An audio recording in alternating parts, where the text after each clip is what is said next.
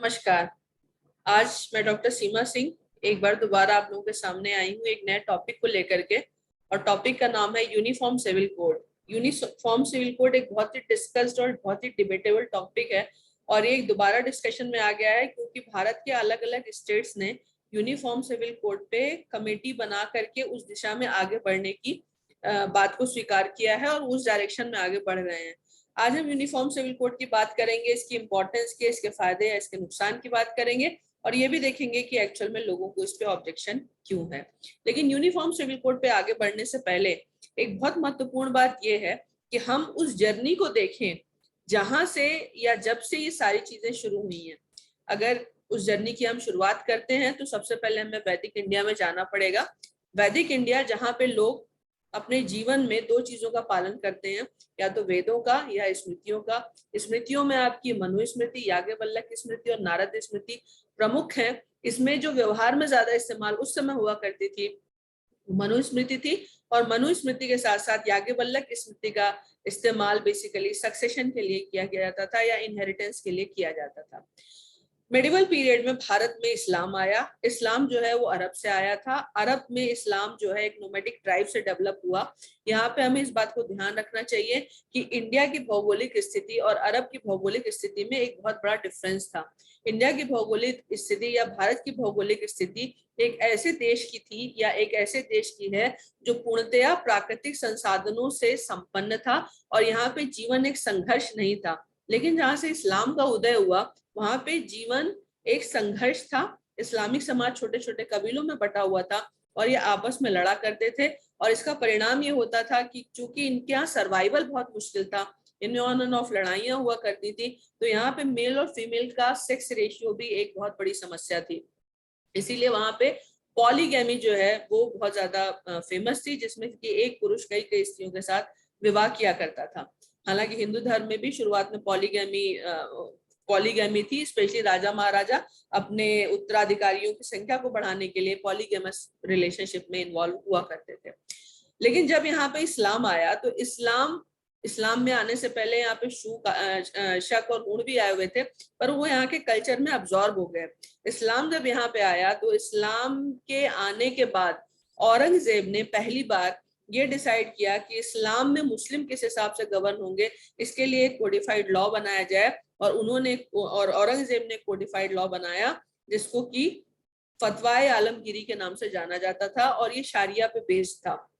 शारिया में कुरान, हदीस और कुरान के जितने भी सोर्स ऑफ इंफॉर्मेशन थे सबको इसमें ऐड करके कुरान का इंटरप्रिटेशन किया गया था। शारिया की खास बात ये होती है कि ये क्रिमिनल और सिविल दोनों तरीके के ऑफेंसेस से डील करता है।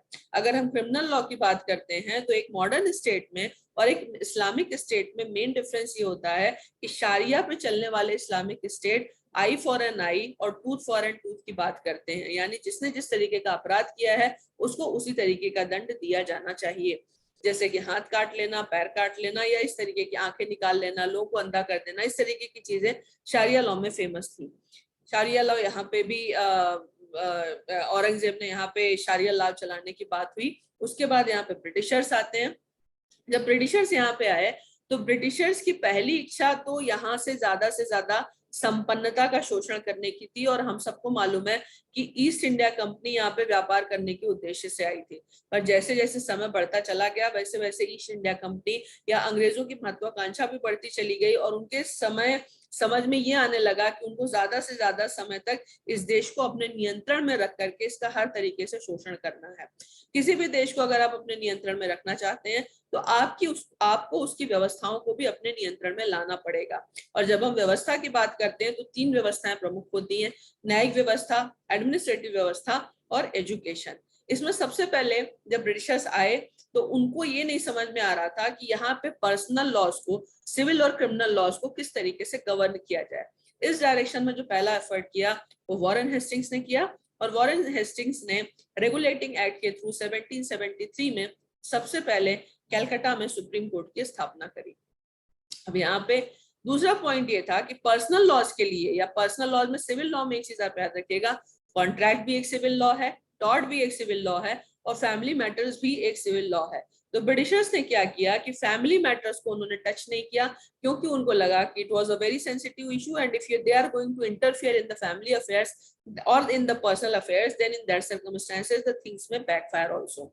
तो उन्होंने हिंदुओं को हिंदू पर्सनल लॉ से, मुस्लिमों को शरिया के हिसाब से अपने काम को चलने दिया उन्होंने। और इंग्लिश लॉ, चूंकि ब्रिटिशर्स आए थे तो उनके साथ इंडिया में क्रिश्चियनिटी आई थी, तो ज्यूस के लिए, क्रिश्चियंस के लिए उन्होंने अपने हिसाब से इंग्लिश लॉ बनाया। धीरे धीरे उन्होंने क्रिमिनल लॉज को और क्रिमिनल कोड को क्रिएट किया, और क्रिएट करने के साथ साथ उन्होंने नए नए लेजिस्लेशंस को एक्सप्लोर करना शुरू किया। इसके बाद एक इंपॉर्टेंट बात ये होती है कि भारत में पुनर्जागरण का, जिसे कि हम कहते हैं कि आरंभ होता है।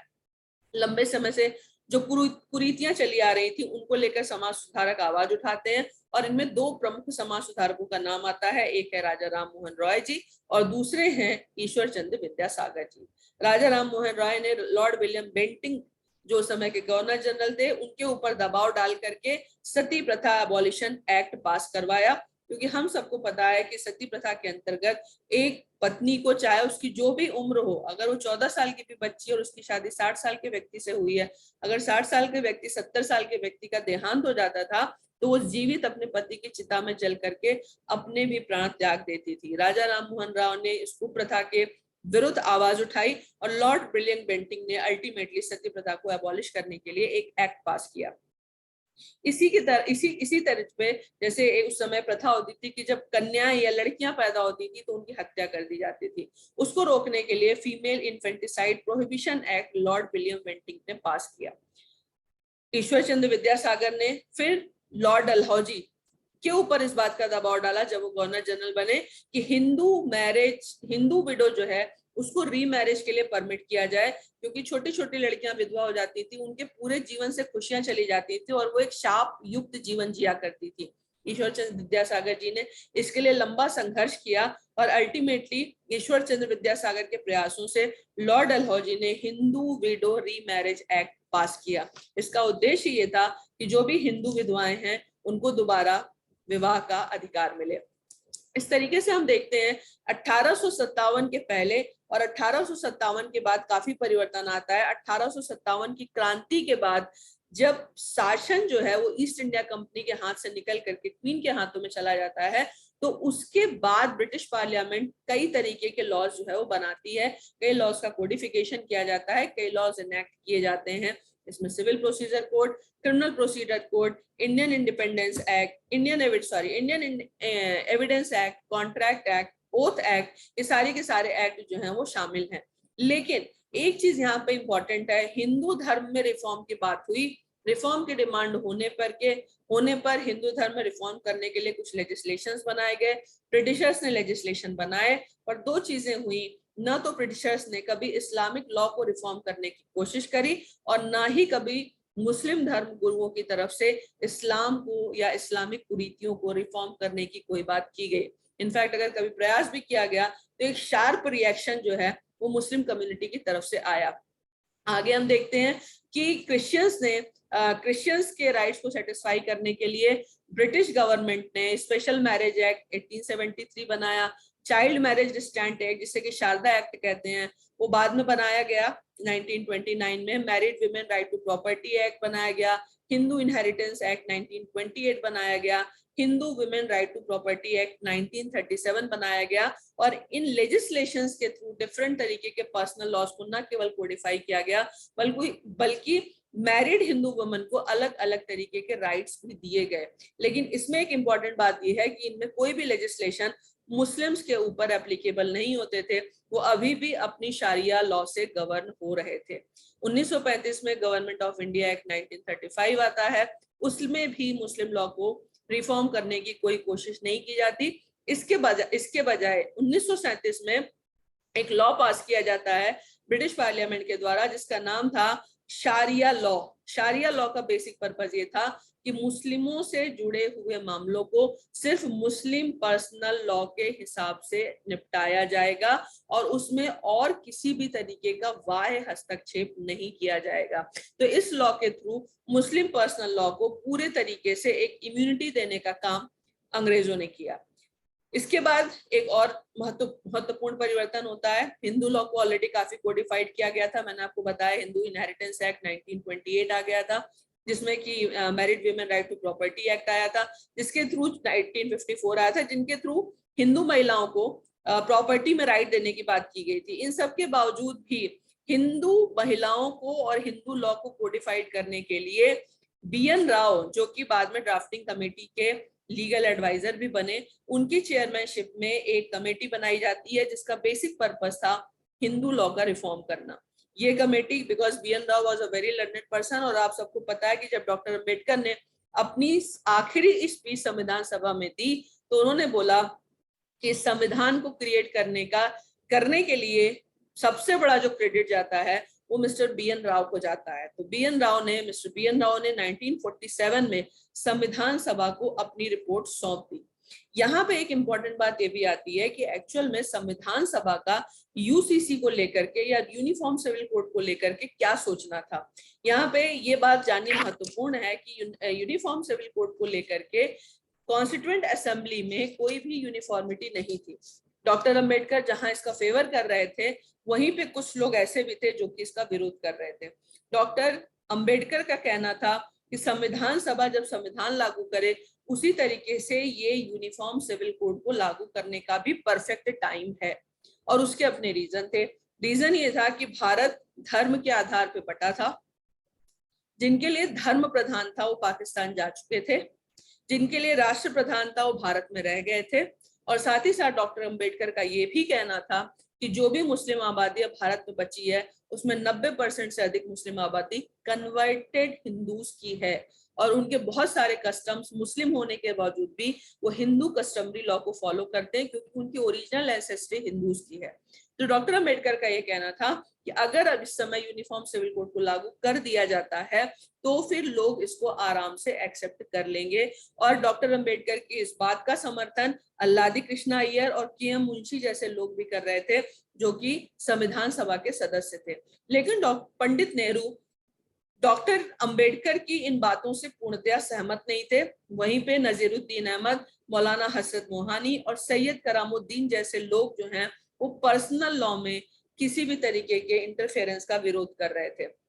कुछ सदस्यों का यह भी मानना था कि अगर यूनिफॉर्म सिविल कोड बनता है तो फिर ठीक है, सबके लॉ को कोडिफाई करो, पर ऐसा नहीं होना चाहिए कि सिर्फ हिंदुओं के लॉ को कोडिफाई किया जाए और बाकी लॉज को छोड़ दिया जाए। खुद डॉक्टर राजेंद्र प्रसाद, जो कि भारत के पहले राष्ट्रपति थे, उन्होंने हिंदू लॉ के कोडिफिकेशन का विरोध किया था। इसीलिए अल्टीमेटली ये डिसाइड किया गया कि यूनिफॉर्म सिविल कोड को directive principle of state policy में रखा जाएगा और समय आने पे सरकारें इसके बारे में उचित निर्णय लेकर के उचित समय पर इसको लागू करेंगी। और अल्टीमेटली वर्तमान संविधान के आर्टिकल 44 में हम देखते हैं कि there is a provision which basically deals with uniform civil code. Uniform civil code directive principle of state policy में आ गया, संविधान एग्जिस्टेंस में आ गया। संविधान में एग्जिस्टेंस में आने के बाद कुछ चीजें बड़ी इंपॉर्टेंट होती हैं, जैसे कुछ चीजों पे यहाँ पे जोर देना बहुत जरूरी है। संविधान शुरू होता है सॉवरेनिटी से और खत्म होता है फ्रेटर्निटी पे। इसके बीच में इक्वलिटी और फ्रीडम, इक्वलिटी और लिबर्टी जैसे शब्द हैं। तो यहाँ पे इंपॉर्टेंट चीज क्या थी कि हमेशा से संविधान सभा का ये कहना था कि संविधान की उद्देशिका यानी उसके प्रियम्बल की जो स्पिरिट है वो ये कहती है कि आप किसी भी प्रोविजन को इतना एम्फेसाइज नहीं करोगे कि वो फ्रेटर्निटी और सॉवरेनिटी से कॉम्प्रोमाइज करे। यानी आपको जो भी राइट्स एंजॉय करने हैं आप सॉवरेनिटी और फ्रेटर्निटी को ध्यान में रख करके करोगे। और इसके बाद आपको पता है कि 1976 में 42nd कॉन्स्टिट्यूशनल अमेंडमेंट एक्ट के थ्रू संविधान में सेक्युलरिज्म टर्म जोड़ा जाता है। यहाँ पे एक इंपॉर्टेंट बात यह है कि संविधान का आर्टिकल 13 सब क्लॉज 3 जो लॉ की बात करता है वहां पे पर्सनल लॉज टर्म को नहीं रखा गया था। इसीलिए all India Muslim personal law board की हमेशा से एक दलील रही है कि चूंकि आर्टिकल 13 सब क्लॉज 3 में लॉ टर्म में पर्सनल लॉ टर्म इंक्लूडेड नहीं है, इसलिए अगर पर्सनल लॉ से किसी के राइट का वायलेशन होता है तो भी उसका जुडिशियल रिव्यू नहीं हो सकता है। अब यहाँ पे सवाल ये है कि जब हम आजाद हुए तो हमें एक कुछ चीजें देखने को मिलती हैं। क्रिश्चियंस के लॉज को ऑलमोस्ट कोडिफाई करने का काम ब्रिटिशर्स कर चुके थे। उनका सक्सेशन का, एडॉप्शन को छोड़ करके जो भी क्रिश्चियन से रिलेटेड चीजें थी वो कोडिफाई हो चुकी थी। हिंदू मैरिज एक्ट में यहाँ पे इंपॉर्टेंट बात ये है कि जब 1951 और 52 में इलेक्शंस होते हैं तो कांग्रेस पार्टी बहुत बम्पर मेजोरिटी से जीत करके सत्ता में आती है। और लकीली जो रेजिस्टेंस पंडित नेहरू को हिंदू कोड बिल को लागू करने में पहले फेस करना पड़ रहा था, वो इस इलेक्शन के बाद पूर्णतः समाप्त हो जाता है। लेकिन पंडित नेहरू ने डॉक्टर BN राव द्वारा जो हिंदू कोड बिल पर रिपोर्ट सबमिट की गई थी उसको एक साथ लागू करने के बाद, जो कि 8 चैप्टर्स में बटी हुई थी, एक साथ लागू करने के बजाय उन्होंने इसे पार्ट्स में लागू करने का सोचा और सबसे पहले हिंदू मैरिज एक्ट 1955 एग्जिस्टेंस में आया। इसकी खास बात यह थी कि हिंदू विवाह, जिसमें कि विवाह एक संस्कार माना जाता था, उसमें डिवोर्स टर्म की एंट्री की गई। लेकिन अगर ओवरऑल हम हिंदू मैरिज एक्ट को देखेंगे then it favours the powers of the women a lot.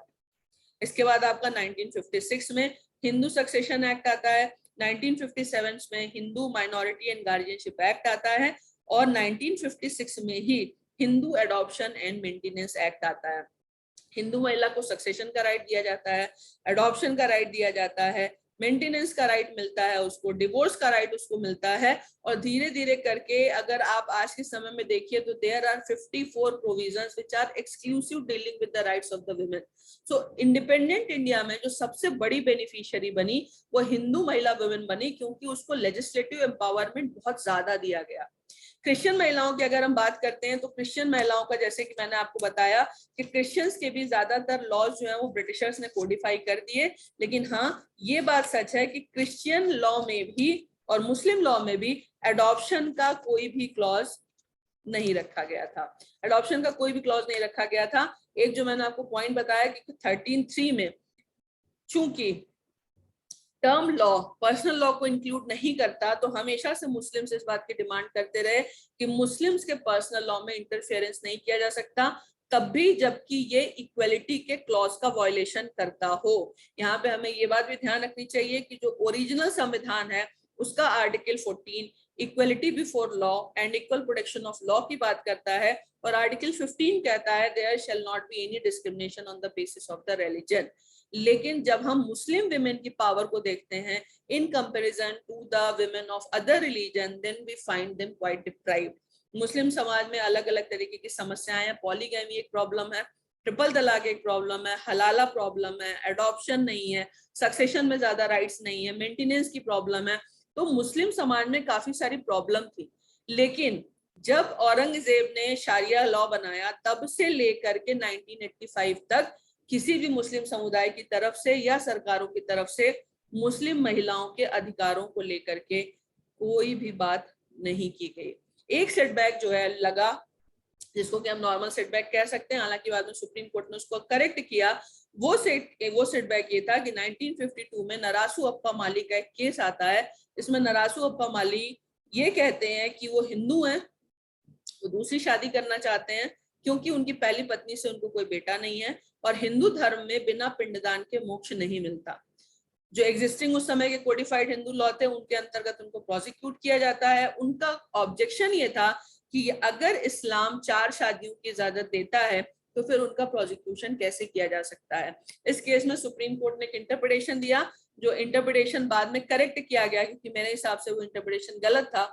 और उसमें सुप्रीम कोर्ट ने बोला कि article 13 sub clause 3 of the Indian constitution, जहां पे लॉ टर्म लिखा हुआ है, that does not include personal loss. अब यहां तक हम लोगों ने देख लिया कि 1956 तक हिंदू लॉ कोडिफाइड हो गया था, हिंदू महिलाओं को काफी सारे अधिकार मिल चुके थे, पर मुस्लिम महिलाएं अभी भी पॉलीगैमी, हलाला, मेंटेनेंस, एडॉप्शन, इन सारी समस्याओं से ग्रसित थी। इसी बीच एक बहुत बड़ा केस आता है, एक लैंडमार्क केस है, और केस इसलिए इंपॉर्टेंट है क्योंकि इसमें इंपॉर्टेंट है सुप्रीम कोर्ट का जजमेंट। केस है शाहबानो का। 1985 में शाहबानो 65 साल की महिला, 5 बच्चों की माँ, उनके पति जो एक जाने माने वकील हैं वो एक दूसरी शादी कर लेते हैं, और शादी करने के बाद शाहबानो को तलाक दे देते हैं। शाहबानो को मेंटेनेंस के तौर पे 3 महीने की इद्दत पीरियड और मेहर की रकम देके घर से निकाल दिया जाता है। 65 साल की महिला, आपको समझिए कि 1985 में ना तो महिला एम्पावर्ड है, ना वो अपने आप को मेंटेन कर सकती है, और 5 बच्चों के साथ जिसको निकाला जाता है वो खुद को मेंटेन कैसे करेगी। वो हाई कोर्ट गई और हाई कोर्ट से सुप्रीम कोर्ट गई, सुप्रीम कोर्ट ने हाई कोर्ट के जजमेंट को अपहेल्ड किया, बट एक्चुअल में वो जजमेंट था क्या। मुस्लिम पर्सनल लॉ के हिसाब से अगर किसी मुस्लिम महिला को उसका पति तलाक दे देता है तो सिर्फ 3 महीने का जो इद्दत पीरियड होता है उसी में वो अपनी वाइफ को मेंटेन करेगा, ऐसा मुस्लिम लॉ कहता है। लेकिन अपने यहाँ पे सेकुलर लेजिस्लेशन में क्रिमिनल लॉ सेकुलर लेजिस्लेशन है। सीआरपीसी क्रिमिनल प्रोसीजर कोड ये एक सेकुलर लेजिस्लेशन है। सीआरपीसी का सेक्शन 125 यानी 125 ये मेंटेनेंस की बात करता है। So through her advocate, she approached to the court, high court, and she defended herself in the Supreme Court, and she demanded maintenance from her husband. Ultimately, it was decided by the Supreme Court that CRPC is a criminal law. It is a secular law, and the provision of Section 125 shall be equally available, and the protection shall be equally available to a Muslim woman. And by using Section 125 of CRPC, supreme court ने आदेश दिया कि शाह बानो के जो husband हैं वो उनको maintenance देंगे। ये पहला केस था। पहला केस इसलिए क्योंकि अभी तक मुस्लिम विवाह में तलाक इस्लामिक लॉ के हिसाब से गवर्न होता था। पहली बार इस केस में सुप्रीम कोर्ट ने राइट टू डिग्निटी या जेंडर जस्टिस के लिए आप कह सकते हो, क्योंकि कोई भी कह सकता है कि जो भी शाह बानो के साथ हुआ वो अन्यायपूर्ण था। अगर इस्लामिक लॉ शाह बानो को न्याय नहीं देता तो क्या कोर्ट्स को आंख बंद करके बैठे रहना चाहिए? ऑब्वियसली नहीं। इसीलिए सुप्रीम कोर्ट ने 125 सीआरपीसी में शाह बानो को न्याय दिलाया। लेकिन इसके बाद there was a lots of hue and cry and many people were on the road protesting this judgement of the supreme court that how supreme court can interfere in the personal laws of the Muslims. 1985 का judgement है। राजीव गांधी जी प्रधानमंत्री थे, नई नई सरकार बनी थी, ज्यादा अनुभव नहीं था, दबाव में आकर के उन्होंने एक लेजिस्लेशन पास किया जिसका पर्पस था सुप्रीम कोर्ट के इस जजमेंट को अंडू करना। And the name of the legislation was Muslim women protection of right in divorce act 1986। What was the purpose of this legislation? The sole purpose of this legislation was कि section 125 of CrPC वो Muslim law के ऊपर या Muslim women के ऊपर नहीं लगेगा, and Muslim women can not claim any maintenance under section 125 of CrPC. लेकिन अगर वहां नहीं करेगी तो कहां करेगी? तो इसमें फेस सेविंग के लिए कुछ क्लॉज डाले गए। इसमें एक क्लॉज ये था कि उसको मेंटेन, यानी किसी मुस्लिम महिला को अगर उसका पति तलाक दे देता है तो उसको मेंटेन वो व्यक्ति करेगा जो उसकी मृत्यु के बाद उसकी संपत्ति का उत्तराधिकारी होगा, और अगर कोई नहीं होगा तो फिर वक्फ बोर्ड जो है वो उसको मेंटेन करेगा। पर ये एक बहुत ही लूज व्यवस्था है, और अल्टीमेटली हमने एक जो सर्टेनिटी क्रिएट कर दी वो ये क्रिएट कर दी कि अगर मुस्लिम लॉ को ट्रिपल तलाक के बाद उसका पति घर से बाहर निकाल देता है, और तो व्यवस्था सिर्फ ये है कि वो 3 महीने तक उसका मेंटेनेंस देगा, उसके बाद क्या होगा उसको लेकर के कोई भी क्लैरिटी नहीं थी। तो उन सारे केसेस में जिसमें मुस्लिम महिलाओं के पति दूसरा विवाह करते थे, उनके पास कोई ऑप्शन ही नहीं था सिवाय इसके कि किसी भी तरीके से अपने पति के घर में चाहे जितनी भी प्रताड़ित हो वो उसी तरीके से रहे। इसके बजाय अगर कोई हिंदू पुरुष दूसरी शादी करता था तो 494 आईपीसी के अकॉर्डिंग उसका प्रोसिक्यूशन और कन्विक्शन दोनों हो सकता था, और पहली शादी के होते हुए दूसरी शादी वैलिड नहीं होती थी। तो इतने दिनों बाद मुस्लिम लॉ को, मुस्लिम विमेन के राइट को प्रोटेक्शन करने के लिए शाह बानो का जजमेंट आया, लेकिन दबाव के चलते शाह बानो के जजमेंट को पलटने के लिए एक नया लॉ लाया गया। अब यहाँ पे इंपॉर्टेंट चीज ये है कि कुछ लोगों ने अपने रिलीजन को कन्वर्ट करना शुरू किया। ये नया ट्रेंड सामने आया। रिलीजियस कन्वर्जन का रीजन क्या है? हिंदू हैं, दूसरी शादी नहीं कर सकते, और यहाँ ये याद रखिएगा कि हिंदू में बौद्ध, सिख और जैन इंक्लूडेड होंगे, तो ये लोग दूसरी शादी नहीं कर सकते। पर अगर किसी दूसरे से शादी करना है तो क्या किया जाए? तो एक ट्रेंड चला रिलीजियस कन्वर्जन का। अब यहाँ पे एक पॉइंट ये भी है कि ऐसी व्यवस्था रिलीजियस कन्वर्जन को भी प्रमोट करती है क्या? और अगर प्रमोट करती है तो एक सेकुलर स्टेट में क्या रिलीजियस प्रमोशन को एक्सेप्ट किया जा सकता है? क्योंकि हमारी संवैधानिक व्यवस्था ये कहती है कि सेकुलर स्टेट होने के कारण हर रिलीजन को इक्वल प्रोटेक्शन तो दिया जाएगा, पर किसी रिलीजन को दूसरे के ऊपर प्रमोशन नहीं दिया जा सकता। लेकिन यहाँ पे in the absence of codified Islamic law the people started converting their faith from other religion to Islam, and the purpose was not that कि उनको इस्लाम में faith था, purpose ये था कि they wanted to take the benefit of this gap. और gap क्या है? if they are converting into Islam तो एक साथ 4 शादियां कर सकते हैं. धर्मेंद्र जी ने भी ऐसे ही शादी करी हेमा मालिनी से अपनी पहली पत्नी को तलाक दिए हुए बिना. इस इशू की गंभीरता को देखते हुए सरला मुद्गल के केस में ये इशू उठाया गया और एक शानदार जजमेंट सुप्रीम कोर्ट ने 1995 में दिया. सुप्रीम कोर्ट ने बहुत अच्छे अच्छे जजमेंट्स दे करके महिलाओं के अधिकारों को हमेशा प्रोटेक्ट करने की कोशिश करी. जस्टिस कुलदीप सिंह ने जजमेंट लिखते हुए बोला कि धर्म परिवर्तन पॉलीगैमी के लिए नहीं हो सकता है. जिस धर्म में आपने विवाह किया है उसी धर्म के अनुसार तलाक लेकर के ही आप दूसरा विवाह कर सकते हैं. यानी अगर आप हिंदू हैं तो आपको पहले हिंदू मैरिज एक्ट के अकॉर्डिंग अपनी वाइफ को डिवोर्स देना होगा, उसको मेंटेनेंस देना होगा, लाइफ टाइम मेंटेन करना होगा. डिवोर्स की डिक्री आ जाने के बाद ही आप अपने रिलीजन को कन्वर्ट करके दूसरी शादी कर लो. लेकिन शादी आपने हिंदू में करी, फिर इस्लाम में कन्वर्ट हो गए और वहां पे दूसरी शादी करी. It is not acceptable because obviously it amounts to a fraud. You have no faith in a particular religion, but you are just trying to use the lacuna of a particular religion and you are converting yourself just to get another marriage. So that was another historical judgment of the Supreme Court, which was pronounced by the Supreme Court in the case of सरला मुद्गल. इसके बाद एक और बड़ा famous case आता है, क्योंकि जो शाह बानो का केस था उसमें एक प्रॉब्लम आ गई थी. प्रॉब्लम ये हो गई थी कि शाह बानो के जजमेंट को पलट दिया गया था. 1997 में नूर सबा खातून का केस आता है. सुप्रीम कोर्ट ने इस केस में दोबारा से मुस्लिम महिलाओं के अधिकारों को प्रोटेक्ट करने की कोशिश करी और सुप्रीम कोर्ट ने क्या बोला कि divorce Muslim women is entitled to claim maintenance for her children till they became major under Muslim personal law as well as under section 125 of CRPC. यानी अगर वो अपने लिए मेंटेनेंस उसके खुद के मेंटेनेंस के लिए तो आपने इद्दत की अवधि फिक्स कर दी, लेकिन माइनर बच्चों के साथ, जैसे शाबानो का केस था कि उसको बच्चों के साथ निकाल दिया गया था, अगर माइनर बच्चों के साथ किसी मुस्लिम महिला को घर से निकाल दिया जाता है तो बच्चे जब तक मेजॉरिटी की एज यानी 18 साल की एज को अटेन नहीं कर लेते हैं तब तक हस्बैंड की वो ड्यूटी होगी under the Islamic law as well as under section 125 of CrPC कि वो अपनी वाइफ को मेंटेन करेगा. So that was another historical judgement which was pronounced by the supreme Court in the case of Noor Saba Khatoon. इसके बाद एक और हिस्टोरिकल जजमेंट आता है और उस जजमेंट का नाम है, आप देखिए कि सुप्रीम कोर्ट ने कितना ब्यूटीफुली इंटरप्रिटेशन चेंज किया है. The name of the case is Danial Latifi.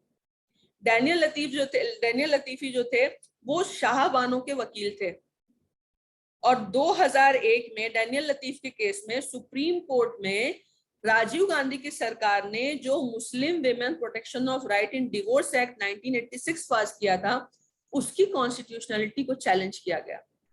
Daniel Latif के इस केस में सुप्रीम कोर्ट ने एक मजेदार जजमेंट दिया. On one hand they upheld the constitutionality of Muslim Women Protection of Right in Divorce Act, जो ये कहता है कि सीआरपीसी का 125 मुस्लिम विमेन के ऊपर या मुस्लिम पर्सनल लॉ के ऊपर एप्लीकेबल नहीं होगा. एक तरफ तो उसको अपहेल्ड कर दिया, लेकिन मेंटेनेंस फिर कैसे मिलेगा, क्योंकि इस्लामिक लॉ तो सिर्फ 3 महीने इद्दत की पीरियड तक मेंटेनेंस की बात करता है.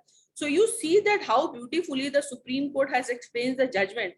सुप्रीम कोर्ट ने बोला कि कुरान की इंटरप्रिटेशन ये कहता है कि आप 3 महीने के लिए ही अगर अपनी इद्दत के पीरियड तक आप अपनी वाइफ को मेंटेन करते हो तो मेंटेनेंस का अमाउंट इतना होना चाहिए कि लाइफ टाइम तक उसका खर्चा चल सके. अब आप ये देखो कितना सुंदर जजमेंट है. आपने बिना कुछ चेंज किए इंटरप्रिटेशन के थ्रू एक डिवोर्स वुमेन के राइट को फिक्स कर दिया. तो सुप्रीम कोर्ट ने क्या बोला कि आप जो है अपनी वाइफ को इतना पैसा इद्दत के 3 महीने में दोगे कि वो लाइफ टाइम सरवाइव कर सके. अभी आपके ऊपर है कि आप लमसम अमाउंट दोगे या अमाउंट जो आप दोगे वो आप इंस्टॉलमेंट में दोगे. But yes, through this legislation definitely the supreme court has again protected the fundamental rights of the women, which is very very important. इसके बाद एक बड़ा इंपॉर्टेंट केस फिर से आता है and the name of the case is the case of lily Thomas. Lily Thomas का बड़ा इंपॉर्टेंट केस है. लिली इन जजमेंट्स में बार बार सुप्रीम कोर्ट ने कॉमन सिविल कोड या यूनिफॉर्म सिविल कोड की बात को रिपीट किया है, जिसे कि सरकारों ने अभी तक माना नहीं। लिली थॉमस का केस जो सन 2000 में सुप्रीम कोर्ट ने जजमेंट प्रोनाउंस किया, इसमें पॉलीगैमी एंड ट्रिपल तलाक की कॉन्स्टिट्यूशनलिटी को चैलेंज किया गया था। और लिली थॉमस के केस में सुप्रीम कोर्ट ने अल्टीमेटली प्रोनाउंस किया कि ट्रिपल तलाक is in the violation of article 14, 15 and 21। तो 14 को वायलेट करता है, 15 को वायलेट करता है और साथ ही साथ ये वायलेट करता है आर्टिकल 21 को। और ये बहुत ही बड़ा और बहुत ही इंपॉर्टेंट जजमेंट है, क्योंकि पॉलीगैमी और ट्रिपल तलाक this was the fundamental problem of the Islamic law, and if they are in the violation of article 14, 15 and 21, then obviously they are unconstitutional. But the problem is how they will be declared as unconstitutional. Who will declare it? The government is not ready to make any legislation. Supreme Court has constantly said this, because there is no codification of Muslim law, still Muslims are bound to be governed from their personal laws. तो ये एक बड़ा important point था। और इसके बाद जो है आपने देखा कि अभी सारा बानो का केस आया, पढ़ी लिखी लड़की है, पीएचडी परस्यू कर रही थी, 2 बच्चों की माँ है, मायके गई, वहां से ट्रिपल तलाक आ गया और बोला अब तुम्हारे साथ रहना जो है वो हमारे लिए हराम है। सारा बानो के केस में सुप्रीम कोर्ट के सामने all India Muslim personal law board ने 2-3 आर्ग्यूमेंट उठाए। इसमें एक आर्ग्यूमेंट पुराना था जो ये कहता है कि 13 सब क्लॉज 3 में term law does not include personal laws, so even if the personal laws are going to violate the right of a Muslim woman, then too that cannot be reviewed by the judiciary. दूसरा all India Muslim personal law board ने इसमें ये बोला था कि अगर हमारे personal law में इंटरफियर किया जाता है, then basically this is an infringement in our fundamental right to freedom of religion. But इस केस में सुप्रीम कोर्ट ने एक मजेदार बात बोली और उन्होंने ये बोला कि UCC does not infringe right to religion of the Muslim community. It is a very very important point, क्योंकि अभी तक जो हम लोगों ने देखा है वो उसको देख करके हमको एक ही चीज समझ में आ रही है कि लगातार सिर्फ एक बात उठाई जा रही है, और वो बात ये है कि यूसीसी बना करके सरकार मुस्लिम्स के फ्रीडम ऑफ रिलीजन को लेना चाहती है। यहाँ पे एक बात का इंटरप्रिटेशन और मैं करना चाहूंगी जो कि बहुत ज्यादा इंपॉर्टेंट है, और वो ये है कि article 25 of the Indian constitution gives religious freedom to every citizen of this country, but this freedom is not absolute, but this is subject to public order, health, morality and other provisions of part 3 of the Indian Constitution. दूसरा article 25 यानी article 25 को आप 14, 15 और 21 के context में पढ़ेंगे, because they comes first. तो 14, 15, 21 या कोई भी जो आर्टिकल 25 से पहले आर्टिकल 25 के पहले जो भी आर्टिकल आ रहे हैं, उनको किसी भी चीज को वायलेट नहीं करना चाहिए और पब्लिक ऑर्डर, हेल्थ और मॉरलिटी को वायलेट नहीं करना चाहिए, तब जाकर के आर्टिकल 25 में उसकी वैलिडिटी को चेक किया जाएगा।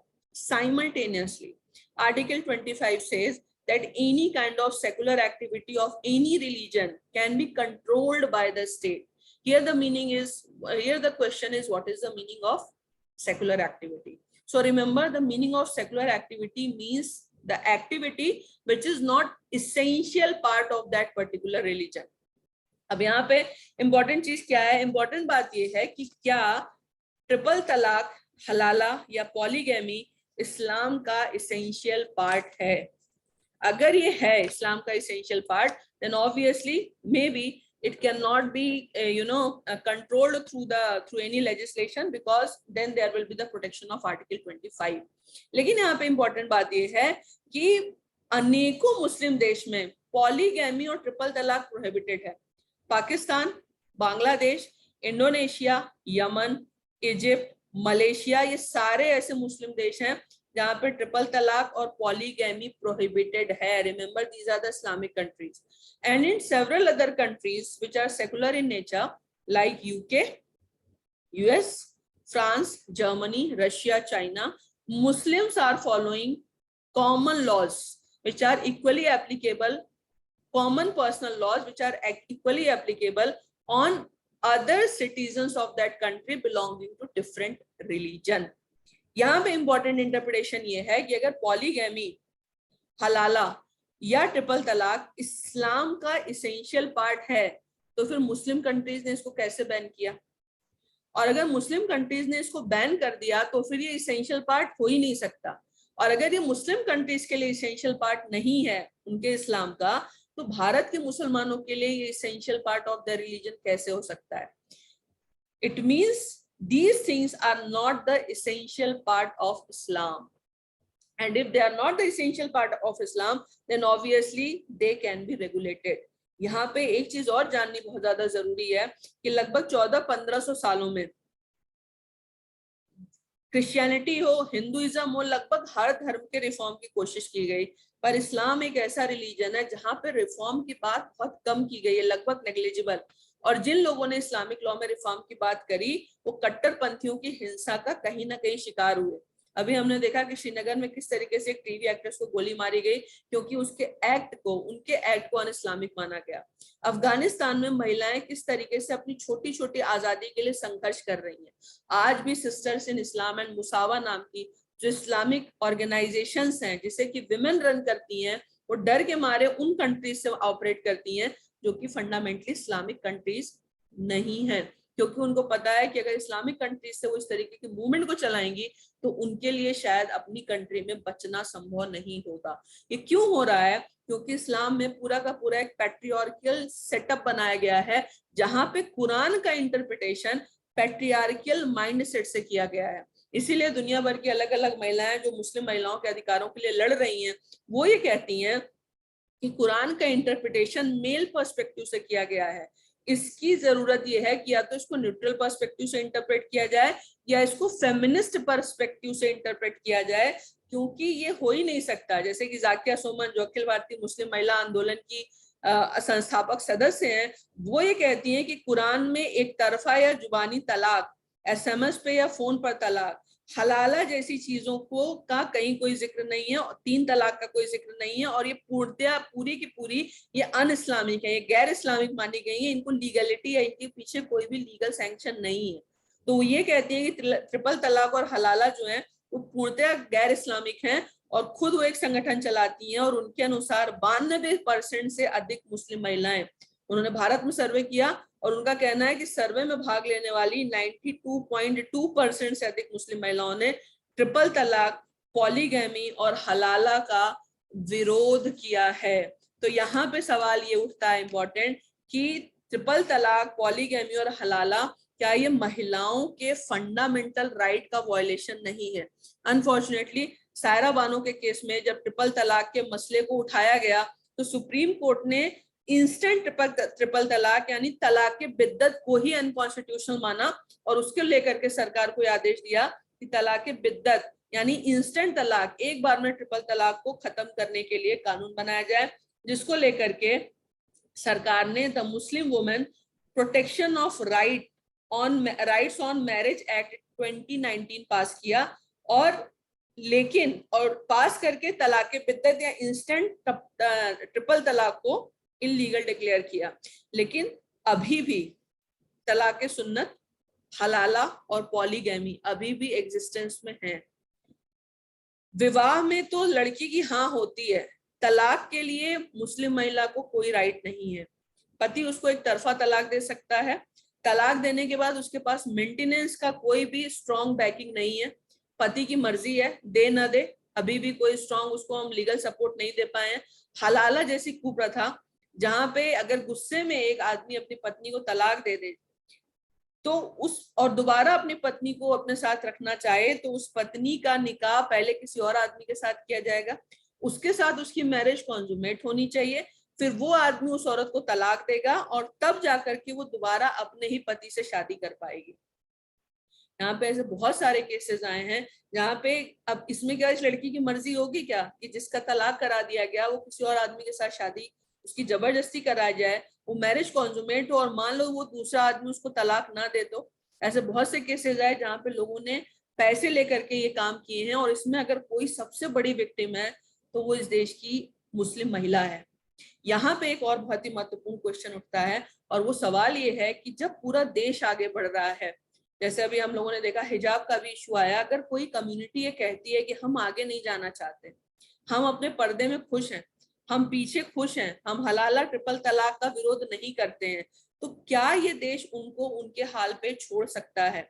135 करोड़ की आबादी में मुसलमानों की आबादी 18 से 20% है, और उस 18 से 20% की आबादी का 50% महिलाएं मुस्लिम महिलाएं हैं। अगर उनका शोषण होता है या यदि वो कमजोर रहती हैं, तो क्या ये देश और क्या खुद मुस्लिम धर्म इस देश में मजबूत हो सकता है? और ये बहुत ही गंभीर मुद्दा है। इस पर सोचने की जरूरत इसलिए भी बहुत ज्यादा है कि 1947 से लेकर के 2005 तक, जब 1991 का इकोनॉमिक रेवोल्यूशन आ गया, तब तक 2005 में सच्चर कमेटी कहती है कि मुस्लिम कम्युनिटी इस देश की सबसे ज्यादा बैकवर्ड कम्युनिटी है। सवाल यहाँ पे ये है कि मुस्लिम कम्युनिटी सबसे ज्यादा बैकवर्ड कम्युनिटी क्यों है? क्योंकि आप अपनी महिलाओं को आगे लाए बिना आप आगे नहीं बढ़ सकते हैं। ये ताजुब की बात है कि आजादी के बाद इस देश में मदरसों की संख्या, लाखों की संख्या में नए नए मदरसे स्टैब्लिश हुए जिनमें दीनी तालीम दी गई, लेकिन मॉडर्न एजुकेशन को लेकर के वो हमेशा पीछे रहे हैं। अभी भी इन मदरसों में दीनी तालीम देने पर ही जोर दिया जाता है, जिसके कारण इनमें पढ़ने वाले बच्चे एम्प्लॉयबल जॉब नहीं पा पाते हैं। मदरसों को फंडिंग सरकार करती है, लेकिन अगर आपकी एजुकेशन ही मॉडर्न एजुकेशन के हिसाब से नहीं है, जो बच्चे मदरसों से निकल रहे हैं उनका एम्प्लॉयमेंट रेट 1% से भी कम है। लड़कियों की हालत तो और ज्यादा खराब है। तो इतनी बड़ी कम्युनिटी को क्या पीछे छोड़ करके हम आगे बढ़ सकते हैं? जरूरत है ये कम्युनिटी खुद भी इस बारे में सोचे। यहाँ पे बहुत सारे प्रोग्रेसिव लोग हैं, रफीक जकारिया हैं, और बहुत सारे लोग हैं, शबाना आजमी है, शबाना आजमी के साथ साथ मुशीरुल हक हैं, ताहिर महमूद हैं, आपने केरला के गवर्नर आरिफ मोहम्मद खान साहब हैं, और बहुत सारी ऐसी मुस्लिम महिलाएं हैं जो लगातार इस चीज की डिमांड कर रही हैं कि इस्लामिक लॉ का रिफॉर्म किया जाए। उन वॉइसेस को शायद हम जगह नहीं दे पाते। इस्लामिक लॉ के रिफॉर्म का समय आ गया है। Uniform civil code is a need of hour. Islamic law को कम से कम कोडिफाइड तो होना ही चाहिए, उसकी कुरीतियां उसमें से निकले, ये बहुत आवश्यक है। और हमारे पास इसका एक एक्सपेरिमेंटल मॉडल है। गोवा में कॉमन सिविल कोड है, और अगर गोवा में कॉमन सिविल कोड चलती है, वहां के मुस्लिम्स अगर उस कॉमन सिविल कोड को फॉलो करते हैं, तो बाकी हिंदुस्तान में कॉमन सिविल कोड से क्या समस्या हो सकती है? इस्लामिक कंट्रीज में अगर इस्लामिक लॉ कोडिफाइड है, तो भारत में इस्लामिक लॉ को कॉन्स्टिट्यूशन के अकॉर्डिंग कोडिफाइड करने में क्या समस्या है?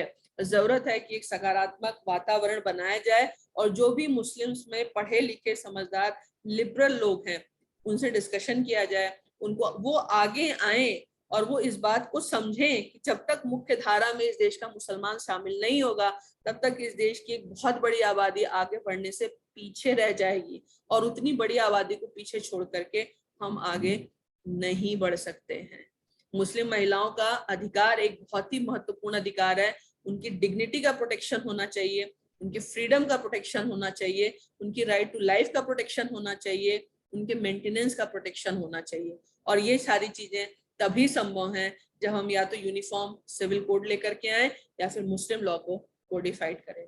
इसी के साथ मैं यूनिफॉर्म सिविल कोड पे अपने वक्तव्य को विराम देती हूँ, और शीघ्र ही नए वीडियो के साथ मिलेंगे। धन्यवाद।